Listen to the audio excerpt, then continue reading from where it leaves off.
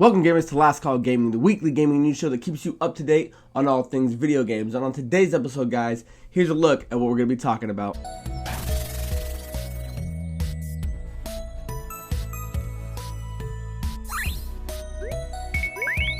But as always, guys, there's all of that and more. So if you want to hang out, grab yourself a beer, and let's talk games.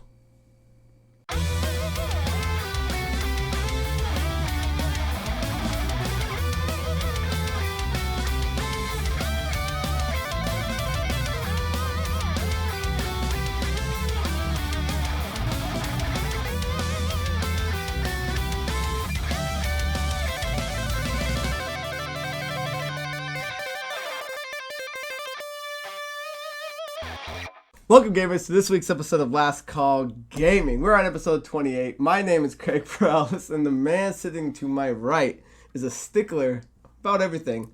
Mandrew Montemayor. I'm not a stickler. I just know what I like and don't like, and I won't settle for less. So guys, before we get into it, we're asking you guys last week if you guys wanted us to drink a certain type of beer, send it in to us. And my brother actually sent us this one, and I believe it's just called Kolsch. Kolsch, but it's got those two dots over the O, and I don't know if that's supposed to change the sounding of the vowel to anything, so that's what I'm going to call it. But it is a brewed in Flagstaff beer, and it says pairs with fruit. Oh, you know what? Maybe we missed that. Alpine cheeses and light pastas, because I pulled out these spicy pepper jack cheeses thinking that maybe it paired well with the cheese. So I'm going to try it and see. Andrew wasn't already, because there was 4 of them. These are the last 2. And Andrew wasn't a big fan of the beer, which I like. But I want to see if it pairs any better with cheese. And I just found out that Andrew's never had pepper jack cheese before. Well, this shit's like gelatinous. I don't want to fucking eat this. Take a bite. I did take a bite. It's like fucking eating watered down gum. So, that's how we're going to start it off. Yeah, you can have my half. Oh, yeah, you know what? Put it back in the fridge and we'll save it for later. But anyway, the beer is... It's alright. It's a 4.3er, 1 pint, IBUs 19. I don't know what that means. Anyways, we're here for the most important event at the end of the year. He's stickling. The Inside Xbox gaming event that took place in London, XO19. So guys, that just happened. It was in London, which was a big event. Now, what they were kind of gearing up towards was, normally when they do these, they're not big hitters, right? There's been a couple of events where we try to watch game news that comes out, games that are getting launched, new IPs.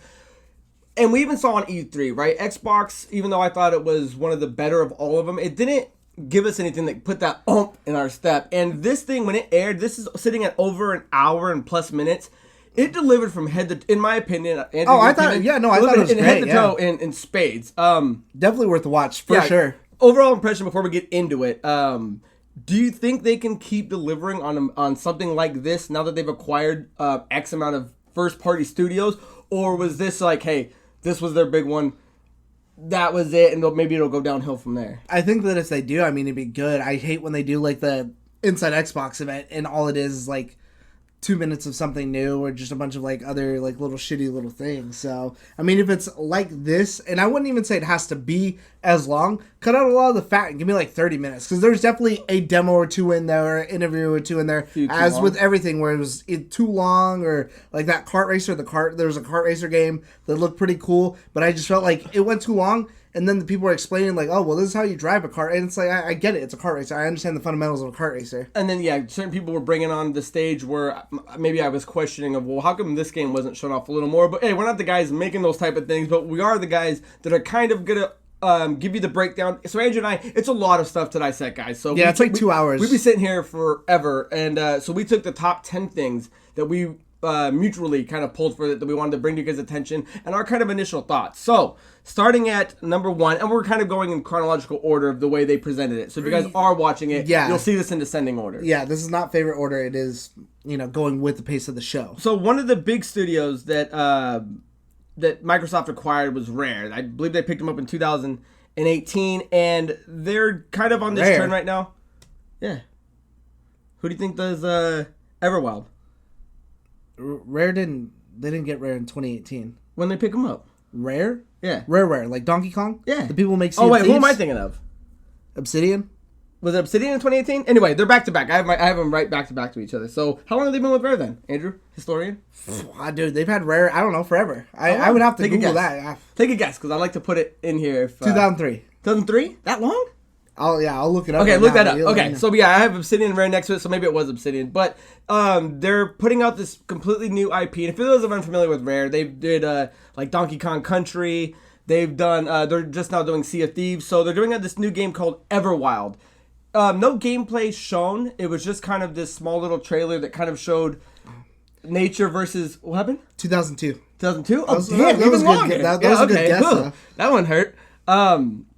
So it's kind of this nature and magic kind of hybrid. It kind of reminded me of like a Breath of the Wild kind of tone. You were looking at it, Andrew. I know you kind of wanted more of like an anime look to it, but did it deteriorate at all from the overall look of the game? No, I think it looks cool. I mean, they didn't really show like so much gameplay. It's just more the environment and the people, and it definitely gave me like Princess Mononoke vibes, which is why I kind of wanted maybe something more anime-ish to go with it, because I love that movie. I think it's great, or just something Studio Ghibli like, because there's nothing that's really like that that's out there, I don't think. And especially when she goes to touch that big deer and it has those giant like horns or whatever. Yeah, I do like that. I mean, at the very least, you'd have to say it's got to be some inspired by, something like that. I am curious, because without gameplay, like, how do you think the game's gonna function? If we were to if I were to guess now how that game's gonna function, I honestly would have no clue based off of that gameplay. That's the interesting part about it. Yeah, because I'm curious of what the goal would be. Like, what are you hunting for? What are you looking for? Is it to keep wilderness safe from aspiring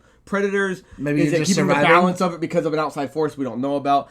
But again, guys, you watch it. Check it out. It's a short little trailer, so let me know. And look up Obsidian. Let me know when they actually acquired them, because I'm not curious. That has to be the 2018, Obsidian's right? is last year. Okay, that's what I'm thinking of. So Obsidian also has a new IP, which came fresh out the gate, and that was the game Grounded. Now, anybody watching this, the first thing that's going to kind of kick into your head is going to be, this is a, like, Honey, I Shrunk the Kids, Ant Bully type looking game. It's got, like kind of this cartoony... Yeah, November last year. Okay, cartoony graphics. When I was watching it, I was like, that's very interesting. I'm curious why no other game has been kind of done like that, with that concept in mind of like this shrinking thing. And then the game kind of rolls out to where it's kind of a building game. Almost, I don't want to say like a Fortnite, but you have to build up structures and stuff like that. Yeah, it's like they're calling it like a horror survival game. I mean, what were your first impressions? Maybe it's just like what like Fortnite kind of is, like not the big massive juggernaut Fortnite that we know as the like a mode of sorts. Yeah, but actual what Fortnite was and what it launched as is, I think you're like surviving against zombies and you're building up your defenses and that sort of thing. And this, I mean, you're mostly like fighting against like bugs and stuff like that or whatever. So I mean, it seemed like it's kind of like a cool little game. I don't think it's personally anything that I would play, but even if it's free on the game, even if it's free, I'll give it 5 minutes, because it's also a survival horror, and you're a horror guy. If fighting giant bugs is survival horror, you shrink down to this big, and you fight a spider that's that big. That's not horrible. If I want to kill bugs, there's like an anthill right outside your house. This guy, there's a few. I'll pour this beer out. I can't believe you don't like it that much. Anyway, that's all right. The next game that caught our eye, and we actually got a chance to play it when West of Dead was this game that's being voiced by Ron Perlman. That was kind of the opening trailer selling fact. They're like, it's this guy stuck in purgatory. It looks like he's hunting down souls. Already, if you're looking at the gameplay, it's already not for everybody, as cliche as that sounds, but it looks a certain style, a certain it's the like way actions. It's like a cover, like over the top shooter is what it is, and it's not like it's weird to play because you play it like a twin stick shooter, like where one's moving and one's shooting, and then you can, that's how you aim and do whatever, but it's not as fast as like what you're used to with a twin stick shooter. And that's maybe what I felt was my problem is because I'm running in there thinking, okay, I'm just gonna clear the room, whatever. So I mean, it's okay. I mean, it's in beta. It looked a lot more interesting. That and the fact that they pulled Ron Perlman sounds great. And it starts off the game him narrating, but then when you're actually talking to the guy, it's just written dialogue. It's not even Ron Perlman. Yeah. So I was like, okay, well, that's kind of weird. So it is in beta, guys. If you are interested right now, which you can download that today. That's literally what we just did. We just both played it. It's fine, and you can tell there's gonna be more to the game. But as of right now, even the beta is just kind of weak. It's just because it looks like the concept of the game is to die and keep coming back. But once you die in the game, you have to start all over again. So I was like, well, where's the appeal to that? If you can only get through the one dungeon. I think the weird thing, and again, it's in beta too, is Craig was playing. He made it to an upgrade screen, and you can't tell when you're upgrading because it's got a weird color scheme where one thing is blue, the others are gold, but then you switch the colors around, but it doesn't exactly tell you if you're picking 2 abilities or if it's only one ability, because it's never just one that's a certain color, and they even swap colors from what's what, so that got me super confused, so that's definitely something I need to work on. So we went from wanting to talk about it to going, oh, okay, well maybe I guess we'll wait till more to see if it's even a game I'm looking forward to anymore. Hey, at least I got to try it, I mean, by all means. So guys, go play it, let us know what you think. The next game that caught our eye was Bleeding Edge. Now, Bleeding Edge is this multiplayer free-for-all game developed by Ninja Theory. Oh, you know what? That was on my note. Ninja Theory was also picked up in 2018 as one of those. Side note. This comes out in March 24th, 2020. You were looking at it. I thought one of the cool concepts was they all their characters look pretty neat and unique. And look fun playing. Like the whole trailer kind of showed off what each of their abilities were. Some of them were like getting stronger. Some of them were working on like their range. So something you're looking forward to at all? Would you jump into it? I'll definitely try it again. It's a game that's coming to the Game Pass, so I mean, why not? But it looks almost kind of like maybe Overwatch-ish, and I'm not an I think Overwatch looks great. Their shorts are good where they have like the movies and stuff like that. I like the characters and I know who they are and whatever, but that gameplay style it's just not for me. Oh, see, that's one of the things where it's like I'm not too familiar with that style of game, and that trailer kind of got me interested in that style of play. So I'm looking forward to it. And yeah, it definitely could be a gateway game for me for sure. The other cool thing was if you pre-order the game now, you can actually get the beta testing in February 14th, and doing the pre-order actually gets you some new in-game cosmetics. So if it is something you're interested in, jump on that. You get to play it almost about a month and a half early, and you get some cool stuff with it. So, but the thing that caught my eye the most, and again, this is in the way they presented it during the show, was they did a big thing with XCLOUD. They finally showed that was really cool. off what this thing's going to slowly be capable over time. Now, the interview itself was a rough start, kind of tough to start watching, and no disrespect to the people talking. It just seemed like maybe they were on a script or stumbled over something. Said that at one point too, like, oh, we skipped something. We missed something, So I was kind of confused. I'm like, well, why you can't just roll or anyway? So watch that. But their big thing that I took away was they're doing 50 new games on the preview. And if you remember Andrew and I's previous show, it only started with 5. Yeah. So that's a pretty big fucking jump to just jump to 50, and it's games that are kind of spread out over the board. They kind of want to test everything. It's got like Devil May Cry 5 on there, Bloodstained, Forza's on there now. I mean, any kind of game like with whatever sort of genre you may think, it seems like it's got a little something for everybody on there. So to go from that small amount just like a month or so ago 50. To jump to this, that's actually really, really cool. And then they also showed too, hey, these are all the studios that are really helping us too, and we're working on that too, and there's a whole bunch of studios. And not to mention, they even said any games that will be made, we're going to port it for you at no extra cost, no effort to whoever the developer is. They're going to do it, and they said it should port over just like that. Every game is going to have that kind of embedded in that it will be cloud accessible. The devs have to do nothing else. One of the things I want to take away, though, is they were kind of touching around but not specifically saying that this is going to be on more than just Android devices, and that's kind of where they just kept leaving it. But one of the kind of notes they said was the controllers are going to be, amongst other ones, you can now use your PS4 controller, which I thought was awesome. Because and you hear a couple boos out of the audience. And I thought that was unnecessary. I don't get where this is coming from. Like, I don't get the fanboy and that's just like, oh, we don't want anything to do with PlayStation. It's just like, why not integrate? We're getting to this point where cross-platform play is everywhere. And how cool would it be if you could play... If, let's say, you do have both systems like I do, and you prefer the PS4 controller, but you can only play Game Pass games on the Game Pass. Yeah, I can now play my Game Pass games with my PS4 controller. Like, it's a cool concept. Yeah, no, by all means. I mean, that's the thing. And that's why they make third-party peripherals like that, because you can get a PlayStation controller that will work for Xbox and vice versa. That's just for people who are raised on those thumbsticks. I personally, I can't stand it. I like the offset thumbs. It's so weird, because as a kid, that was the controller, but now, getting older. But previewing things like they're also saying that the Game Pass is now going to be completely supported with xCloud come 2020, which again, we blow Game Pass out of the water every time because it's so awesome. But how awesome is that? I thought it was great, and I think what this stands to mean even more, and it will see once this thing launches, is I think what Stadia launches with 12 titles. It's like 12 to 15. And this thing that's in beta, not even like a full launch or anything, already has over 50 in less than a month of when it launched. Countries. And then in, another month or two, 2021, whenever they get it rolling, every Game Pass game is now going to be on there, and the Game Pass list is huge. Yeah, so that just kind of almost put the nail in the coffin of Stadia before they even got a chance to launch. Because, like Andrew was saying, not to get too sidetracked, how many things are broken on the Stadia? Then they added new things to the list that it's not compatible with? We'll get to that later. That's okay. A riff. Okay. So unless there's anything else you want to add on the xCloud news, we got the new games, the peripherals, adding the Game Pass. They're also adding more countries. So come 2020, they're going to be, I think it's like 4 or 5 more countries that they're adding to that list. I think it's really cool to see, because at first when they announced, all right, this is it, this is just 5 games, whatever, I thought it was going to be like that for a while. Yeah, me too. But with how quick they're like, nope, all right, we're pushing this initiative, we're just going.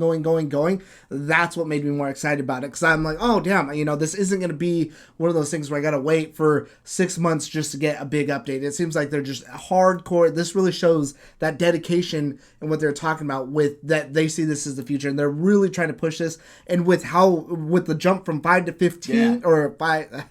with 5 to 50, I wholeheartedly believe that statement now. I'm curious of how fast they would do that, because I was watching it live as I was working, and the moment they said it, I paused everything. I went to my thing. I was like, damn, it's going. Like, I wonder what time this actually kicked in, because I was looking at it. I picked a couple games. It runs.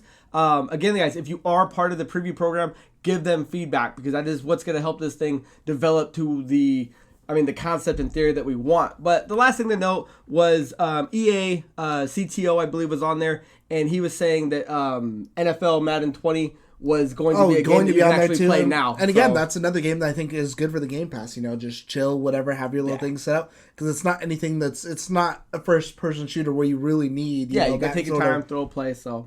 Oh, I do want to mention too, they did say, of course, that you can still sign up. So for those of you who are not in, they're just pulling people. Get in while you can, because I definitely tried it, and now there's definitely a couple other games on there that they added Bloodstained. Now when I go to work and I take my lunch, I'm gonna take my controller to work I can start jumping on Bloodstained, because for me that is a perfect little 2D Metroidvania style game like Symphony of the Night that I think is perfect for something like that. Have you bought the any of the add-ons that let you connect the controller to your phone? No, I just bought one today. You can go on Amazon; they're like $7, and it's day 1 shipping if you have Prime. So I have one coming in tomorrow, because I was like, all right, cool. If there's 50 games on there now I'm dedicated to playing more of it instead of just those 5 games. So bought mine. I'm gonna put it on. Maybe have a Phoenix trip going to in the next day or so. So I'm like, dude, that's car ride material. Yeah, at least trying it out for sure. Now they've added a lot more games on there that I don't have to play competitively. Yeah. I'm doing everything else I want. So that was one of the big ones that I took away. I felt that was a huge monster. The next one I know that caught your eye, because I know you wanted to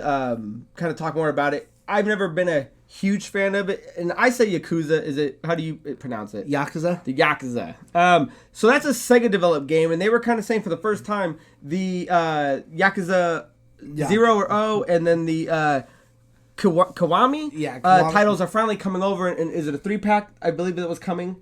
Well, I think they're all coming separate. I don't know. They didn't announce if it's separate or as one thing. Bundle. But they are all coming to Game Pass day 1 is what it is. These games are already out on PlayStation. They've always been on PlayStation. And I always thought they were really cool. They're very quirky. There's lots of weird things you can do. It's just one of those Japanese games where you can, at one point you're running like a brothel, there's gambling, you can do like karaoke and stuff, but you're also this like tough Japanese guy dealing of course with that like crime underworld. So it's definitely something I've always thought was really cool, and I definitely want to try. I know a lot of people said that I think it's Kiwami 2 was their game of the year last year. Really? So I go on lots of forums, and I always see that pop up as like, this game, that game, whatever. That's always a popular one that a lot of people seem to love. And again, I've never got a chance to play it, but I'm pretty excited for that now too. The cool thing is, it's going to be free. And it's coming. Yeah. So if you're looking forward to that game, it is, or those 3 games, it is coming to Xbox, and it is coming to the Game Pass, dude.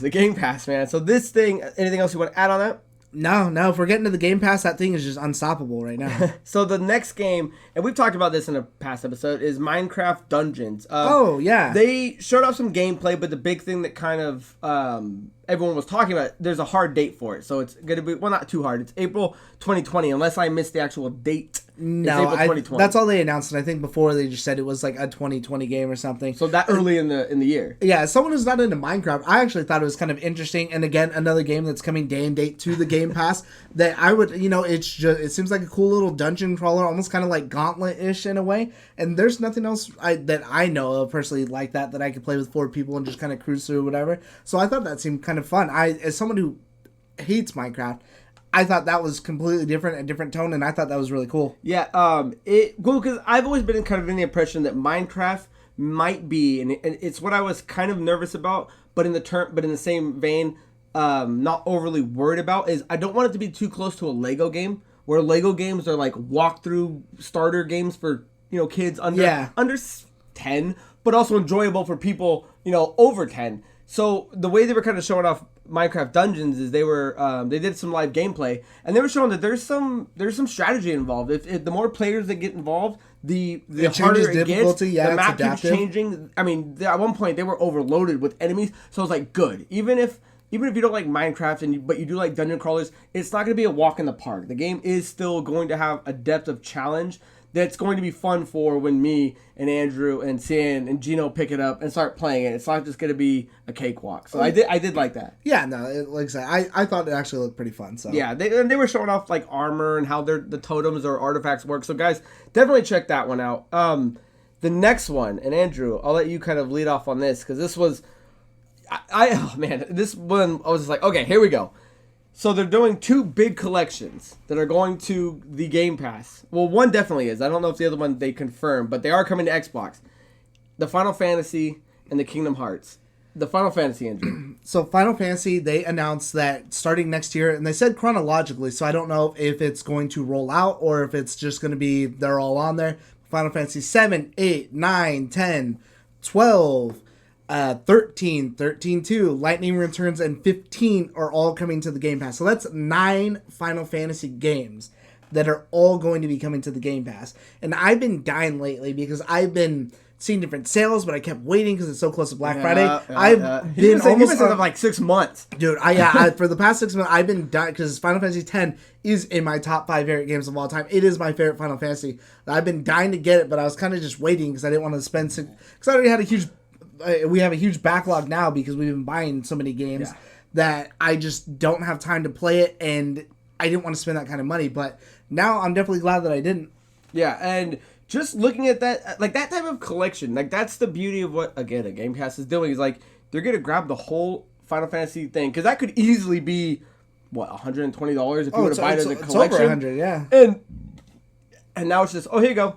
And kind of their main thing, because the 2 interviewers, and I won't even try to pronounce their names, were saying that like this is for anyone that's unfamiliar with Final Fantasy, anyone that's a fan of the saga. Here you go, you have it on Xbox. Here's all of them. Enjoy. Right. And I mean that's just good business. Right. And then not even that. Then they went on to mention that Kingdom Hearts, and I've looked online and it says that it is going to be on the Game Pass, but they didn't mention that. Yeah, so we rewatched it unless we missed something. I don't think they said. Yeah, they didn't say that specifically, but everywhere I've looked online said that it is coming to the Xbox Game Pass. But Kingdom Hearts, I think it's the 1.5 and they 2, and Kingdom Hearts 2.8. Yeah, it's 1.5 to 2.8. Either way, it's 1 and 2, whatever the dumb little numbers are that they add on to them, are going to be coming to Xbox, and so that's another cool thing, especially for. I liked 1. I remember enjoying 1. As much as I hate 3 because I didn't know what the fuck happened between here and here, and I still just didn't get 3, I would definitely go back and play 1. Because I have fond memories of 1, and I do have fond memories of 2, even though I didn't get to beat it. Well, 1 and 2 is actually when they had Final Fantasy characters in it, and not turned it into some kind of whatever weirdo thing. But the other thing they did mention was they're doing a new like demo for Kingdom Hearts 3 that was like out today. They like I don't know if it was for the guys at the show or if there's something you can play today, but it's supposed to. I think you can just download it. I mean, either way, if it's something you've been interested in, maybe didn't want to pull the pin. I mean, don't take my word for it because I personally hate the game. But I mean, download the demo, try it out for yourself, see how much you hate it. So guys, Final Fantasy, Kingdom Hearts, all coming to Xbox. So more I think it's good really news. cool to see that relationship with Square Enix, and because Phil Spencer comes out at the end, he's like, I've been going to Japan, I've been talking to all these studios, letting them know how committed I am to their games, and I mean, it really shows when you see, even though it's however long later, whether that was a contract thing, or maybe he did have to go and talk to these people to see, Square Enix, all these Final Fantasies now, Yakuza, all, those games coming now, so... It shows what weight he actually pulls in terms of getting Microsoft and Xbox and things in the know-how, because they've been behind for a while, and it's almost like they were quietly just like, okay, Sony had its year, Nintendo's had its year, Xbox has always been in the rearview mirror, even though we all play it. I do enjoy those Japanese games. Get ready for this, because this is already mind-blowing, and the last thing we wanted to talk about, second to last, was they have a deal that was coming out right now just to get anyone that's maybe on the fence, maybe... you're finally buying your own content that's going to last for you. It's the package deal of the Xbox Live and the Game Pass Ultimate was coming at you for $1 for 3 months. Right? It was 3 months. Almost positive, yeah. Right. Because they rolled that ball and that's what it landed on. But what they were going to do also for the holidays is they were going to add on 1 free month of the EA their subscription. They're going to do 3 months of Discord Nitro, which is a chatting video service that you can kind of get into group rooms with it's kind of taken the gaming industry by storm, and they're doing 6 months of Spotify. So to get Spotify Premium. Was it premium? Yeah, to get that all started, I mean, there you go. For the end of the holidays, they're offering that. One more thing to like cherry on the top. Yeah, no, I thought that was pretty cool. I mean, that's like crazy good value. So who wouldn't want to jump on that? At least try it out, get your feet wet, and see what it's all about. And I personally would like to see if they would announce, hey, because of this deal, we had this many people, just try it out. Even if you just put something like that, I am very interested to see what those kind of numbers are. How many people are willing to try that out for $1? Because why not? Yeah, and it's one of those things where they do this all the time, but it's never peppered in with these extra kind of goodies. And the fact that they're able to do it is awesome. But guys, the last thing we wanted to do was get into... So you're watching this thing and you think you're almost done. You think, like watching this podcast, you think it's almost done, and then it goes on for a little bit more.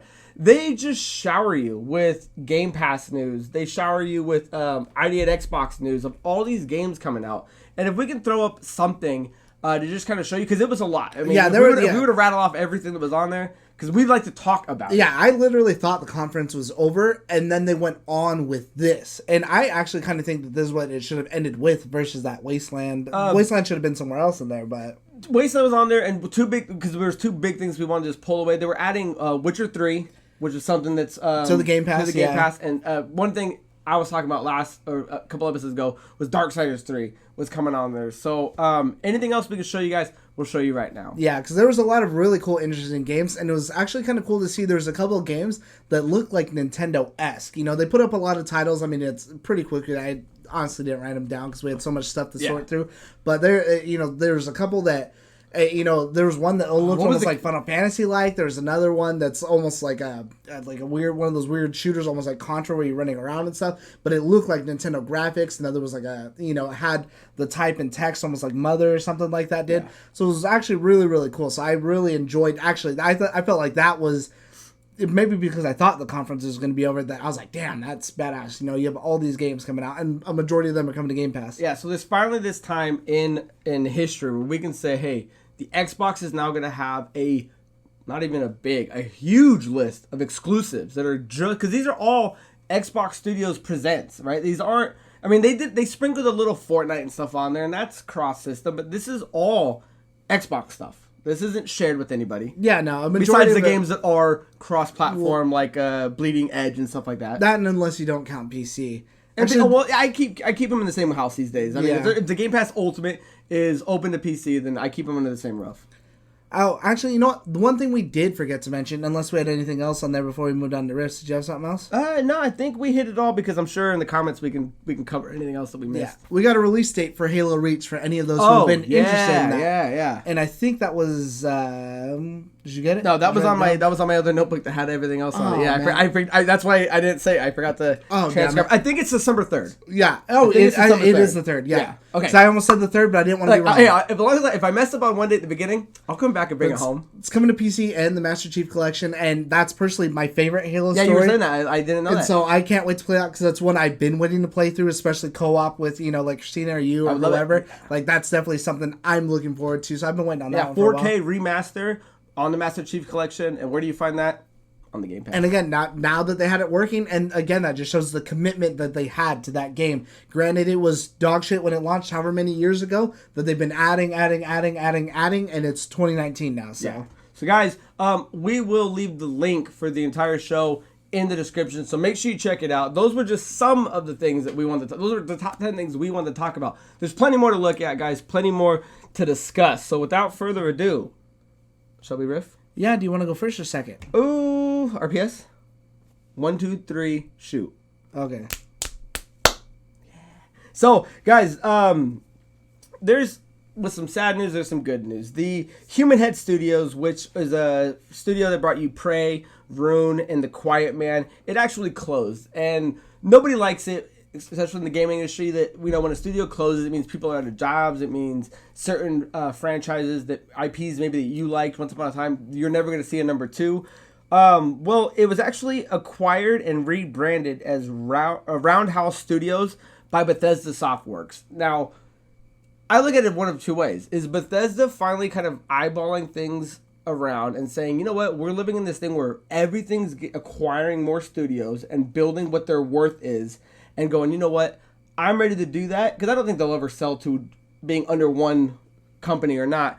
Or with the same note saying, guys, we need to start looking better than we are, and this shitty game happened, but let's acquire a new studio that's going to get us some recognition. Let's get our eyes back on Bethesda and not over shitty games. Let's talk about this instead of that. I think I don't think that's why they bought them. I mean, they could always. Well, how much could that have cost? I mean, how much could that studio possibly cost? It's not like it's not buying an Obsidian or not. You know what I mean? Yeah. Like I mean, I don't know how much that could have cost, and not to deteriorate what the worth of that studio is, but it can't be these big juggernaut studios like a Rare or an Obsidian. Yeah, no, they could definitely use another studio. I think, and who knows? That's again another game for them to churn out, and hopefully it'll turn out better, because I think right now they're kind of in that phase where they're like, okay, I guess we can't churn out fucking dog shit where people are going to be Oliver Twist and can I have some more, please? Especially when you have games like Outer Worlds that are coming out and completely killing it. Yeah, I think it's interesting because one of the things they noted in the XO19, when you guys watch it, is they were saying how some of these studios have a few different subsections working on these games. So it'd be nice if Bethesda can spread its wings a little bit and go, hey, let's acquire this group who does something completely different than we do, and let them develop something with a budget that we have, and see what else we can put out under our name. So I look at it as a good thing. It'd be nice to see something new IP from them. From Bethesda that's not just a Skyrim, not just a Fallout. Yeah, especially because they already have huge IP that could be, if anyone could churn out something big, it'd be them. Yeah, so I thought that was something to riff on, guys. Again, and kudos to saving a studio too. Hopefully all those people landed on their feet. From what I understand, the majority of that company's roster went over. So good for them. That's cool. I'm glad. That's always a good story. It's better than everybody just losing their jobs or whatever. And you know, obviously, if they went, then they, especially with a huge name like that, because it always could be. I forget who it is. It's fucking buying up a bunch of studios right now. THQ Nordic. Yeah, that buying fucking everybody for some reason, hoarding IP because they're waiting for that $1 billion buyout. My next one, and something Craig touched on earlier, Stadia, which is launching soon. Do you happen to remember the date? The 19th. We're recording this on the 14th. You'll see this about the 15th. That comes out in 4 more days after. So Stadia, after last time, because we had already talked about it, because another RIFF, which was missing a lot of features at launch, is going to be missing more features now at launch. And let me get into some of that. So you're not going to be able to do family sharing. So if you have someone else you're trying to share with in your household or anything like that, you're going to have to buy 2 separate games. There's no UI for achievements or even notifications to let you know that you've unlocked achievements. Andrew, You're hurting me. The Chromecast Ultra is only gonna. They said previously if you had a Chromecast Ultra that it would work and you'd be able to do to be able to play it. That is now only for people who did the pre-order, the founders bonus or whatever that is. If you own a Chromecast Ultra, that's gonna be later on in an update. Damn. The Buddy Pass, which you were gonna be able to share games with people, get them trials and stuff like that. That is not going to be at launch. You actually can, and the biggest thing, which get ready for this one. Ugh. You cannot buy any games using the Chrome features. You have to use your phone to do it. So no using the UI, your Chromecast Ultra, the YouTube, none of that shit that they showed where, hey, I'll purchase this game right now. You have to use your phone to do it. I don't like any of that. And so I was trying my best to support the Stadia and just go, hey, there's something to it, right? I mean, but after seeing the nail in the coffin, the Xbox Cloud just delivered with 50 games, everything's working, and by 2020, everyone's going to have it. Well, that's the final one. Okay, this thing ain't working? 12 titles at launch. 15. Was it? When I looked earlier, it said 12. Okay. So what's the difference of 3? Exactly. That just hurts. That hurts my breath because I'm like, dude, because I was telling Andrew, I haven't gotten an email. My thing's supposed to be here. I had the Founders Edition. Supposed to be here in 4 days, and I have no email saying that, hey. You didn't get your email that a bunch of those are actually delayed? Oh, classic Google. So, sorry, Google. I tried my best. I think I wrote an Instagram or a tweet, and I tagged him in it. I was like, dude, where you at? Like, where you at? Like, I'm trying to help you. Help me help you. Just absolutely crazy, especially at a time like this, just when they need more good press, all you're getting is bad press. There's not a day goes by where I see anyone say anything positive or hopeful about the Stadia. Whether it comes out and it changes, it could change everybody's face and everybody could eat crow, but with the way that it's looking now, that's doubtful. I was reading something. It was just like Stadia, the system that everyone already forgot about. And I was like, well, shit, when you have no press going from like October to November, I didn't hear a whisper. There's more than whispers. I was thinking of Gino's quote. There was not any whispers, my friend. So yeah, that's disappointing. But outside of me, a lot of other people were already writing off the Stadia. So to most other people, saw the writing on the wall. They're like, yeah, that's what we said. So it hurts. But the last thing, guys, I wanted to touch on was only because we talked about it a few episodes. One of the original episodes is the Sonic the Hedgehog movie. Video game related, video game movie, obviously by name. There was an outlash of fan retaliation of what this movie looked like in the terms of what the character looked like. So I don't know if it was the creator, the head of studio. I remember he pulled that tweet. He's like, you know what? We're pulling it down. We're gonna revamp everything, and we're gonna give the fans, the movie. Yeah, we're gonna give the fans what they want, which is unheard of. Like Scorsese doesn't launch a trailer and goes, I don't like the way De Niro looks.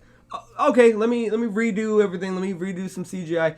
So they actually did this, and I got to tell you, the new Sonic look looks and great. The new trailer, I thought looked awesome. They actually got the guy who does the Sonic Mania stuff, I think, to do this Sonic. Nice. But new Sonic looks absolutely great. Because before maybe I could have dealt with the face and the weird teeth, but his like weird anthropomorphic body was just too much for me. And he looks way better now. The main thing that turned me off, I guess, because I didn't care about how he looked. I wanted the movie to look or be good. This new tone we have for the trailer is completely different from the grounded kind of version they were giving us in this one. Like, this one is, he's talking the whole time. I like that they showed his world. It's like, hey, I came from my world, and you see, like... When I first saw that, I was like, oh shit, is that what they did the whole movie? And then he comes over. But the whole tone, watch those first two trailers and tell me one doesn't have, like, this over-dramatic, serious, with kind of being funny thing, versus this funny thing that has these dramatic tones. And I think, as well as they'll sound introverted... I think it's night and day in the trailers, for sure. I thought it was a great trailer. So I want to leave it at that. Guys, what do you think of the new thing? I think it looks good. All right, my final one that I will bring up right now is a quote that is going to be from Hideo Kojima, but it's also translated, so it may have been mistranslated, but most people are talking about it right now. And it's in regards to the reviews for Death Stranding. Not everybody loved it.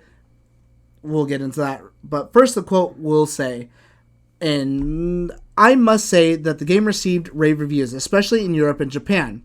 Here in the United States, however, we have had stronger criticisms. Perhaps it is a difficult game to understand for a certain type of critic and audience.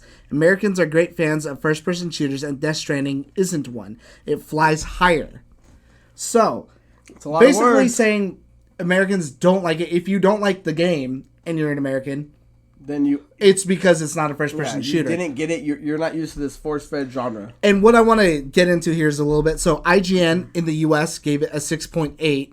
I couldn't find I think it's like Italy. So Italy. Italy gave it, I think, like a 9 or a 10. It got lots of highs, but there's lows from other people too. Game Informer gave it a 7. EGM gave it a 5 out of 5. It's got an 83% on Metacritic, which, I mean, that's nothing to sneeze at. That's actually very good too for a new, I want to say it's actually the highest selling new IP of like a franchise in like this generation so far. I think they just released that, so it's doing very, very well for itself, whether that be the hype, the clout, maybe the news that it was bad. Either way, it had divisive reviews, and it wasn't just one person saying that this game's bad, that it sucks, whatever. And I just want to bring up a couple other things. That Dark Souls was given a 9. That is not a shooter. You have Yakuza Kiwami, which we talked about, which is not classified as a first-person shooter, is an 8. Luigi's Mansion 3, which just came out, 8.3. Pokemon Sword and Shield, which is coming out today, a 9.3. So I felt like that was just not taking the fact that everybody cannot love your game, that not all of your games are masterpieces, because there's lots of people who didn't like Metal Gear, and I forget what his statement was for that, especially with all the bullshit he was saying before. Right, yeah. And so after like seeing that, I was just like, come on, dude, just own up to it and just say, not everybody liked your game. Yeah. That's all you have to say is, you know what, my game isn't for everybody, and if you don't like it, that's all it is. It's almost like, again, not to make up Scorsese, but it's almost like that statement of how he said that Marvel movies are movies because blah blah blah blah. They're not like my movies. It's like they make more than yours. Like there's other genres and other games out there that do better than yours. And I get what Andrew's saying. You're not everyone's gonna love your game, man. You took a gamble, and you essentially, a lot of people are calling it a new genre that he's kind of making. Oh, I've seen people put a FedEx simulator. Oh god, new gameplay, new mechanics that, like, again, not everyone will wrap their heads around, but this is in its very much infancy. Like, you may have started something that becomes something more, but I mean, to act like it's too advanced for anybody to understand. Take it on the chin that most people in America didn't love it, because you set a bar of what to expect with your game. So when you throw a curveball, I mean, because that's what I think happened. I think people expected something, and you threw them this, and it's not what they expected. So, again, because I've listened to other podcasts and stuff, and guys are saying, "Oh, game's great. I love the walking." So, but there's people who hate it though. That's people, all over the place. I don't think there's any universally loved game, but that comment is very direct at making Americans sound kind of like, "Oh, well, if it's not top 10 genres that you guys like it's not for you." I think for him to come out and say something like that is, I mean, to act like your game's like the next like Ocarina of Time, to where it's exactly, it's very pretentious, acting like you're like you Shigeru Miyamoto, and you just release this game that's just Ocarina of Time is a universally acclaimed game no matter where you go. This game, and I'm sure there's people in Japan, I'm sure there's other people Europe, wherever, who just aren't fans of it. Yeah. You know, to say that I don't understand why you make a game where you have some stupid fucking balancing mechanic trying to walk up hills all the time. I haven't played it, and I might play it and I might love that game, but I'm not gonna... I hope I do, because that's the thing. I don't want to hate your game, but don't get mad when people don't like it. Yeah, to say I don't understand it because I like first-person shooters, because I guarantee you the person who reviewed this game isn't someone who only plays Madden and Call of Duty every year. Yeah. That's probably somebody who's definitely got a lot of other games under their belt. And, some of those other games I pulled out, like Dark Souls. Dark Souls is a game that a lot of people hate. That is a divisive game, because you either get it or you don't. There is no in-between for that game generally, because a lot of people say it's way too hard to get into and it's not accessible. And that game has generally high scores. Yeah, across the board. So leading into even Bloodborne, which is also a PlayStation exclusive. That game has high marks, and some people think that's even better than the Dark Souls. And that game is still just as hard. There's there must be American, because that doesn't make sense. There's no accessibility to that. So, and again, that's not a shoot. Well, you can shoot in it, but it is not a shooter. Yeah. So Again, I think some of these guys should maybe have a bigger look at what a PR rep and just say, hey man, just be careful what you say because it's gonna get covered. Well, him, it's not gonna matter anyways because I mean, like when Metal Gear 5 was coming out, I was like, you'll be ashamed for your deeds or for what you say for talking trash about my character, and it's the sniper Quiet who's only wearing like a fucking her bra and her torn up like pantyhose, and the reason that she has to wear that stuff is because she can only breathe through her skin. Oh, so it's just like this stupid fucking reason. Granted, I enjoyed the game, but I mean, either way, just some of the shit he says is just so far out there that it just makes me think of that episode of like South Park where the people like fart in the glass and then they're like smelling it. Yeah, just really pompous kind of guys that just shit don't stink. But again, hopefully it is misinterpreted or maybe it wasn't exactly what he meant to say. But it is an odd quote to say, especially with what Andrew's saying. There's stats that prove that you're wrong. Otherwise, that is my last riff. Do you have anything else? No, I don't have anything else. You want to talk about the contest? Yeah, so guys, and we're going to make an actual video that you can watch that'll explain the entire rules. But to get to the bottom of it, guys, the holiday giveaway is going to be a PlayStation 4. So make sure that if you guys want to enter it, follow the videos, like, comment, subscribe on all the videos that are going to be attached to that. And make sure you add the hashtag PS4. And you can add whatever comment. You could leave me a paragraph. You can ask questions. As long as you put hashtag PS4 somewhere within your comment, even as an ender, that puts you in. And I will say, go ahead and hit the notification button on there because personally for me, especially if you have a large YouTube feed, it helps out a lot. And that's something I personally did not believe in until like a month or so ago. And now I use it all the fucking time. For all the goodies. So guys, if you want to get a hold of us, guys, I'm going to throw up the page. Look at all the social medias that we do. If you guys want to shout us out, make us drink a beer that Andrew hates with cheese he cannot stand or has never had before. Actually, it was okay towards the end. Send it to all the it hits the palate with a little spice. So send it to all of the last call feeds, guys. But until the next time, guys, my name is Craig Perales. That is Mandrew Montemayor. If we're talking about the beer, I think maybe it was just a little too carbonated for me is what I felt like a seltzer. If I could have pulled a burp, I would have.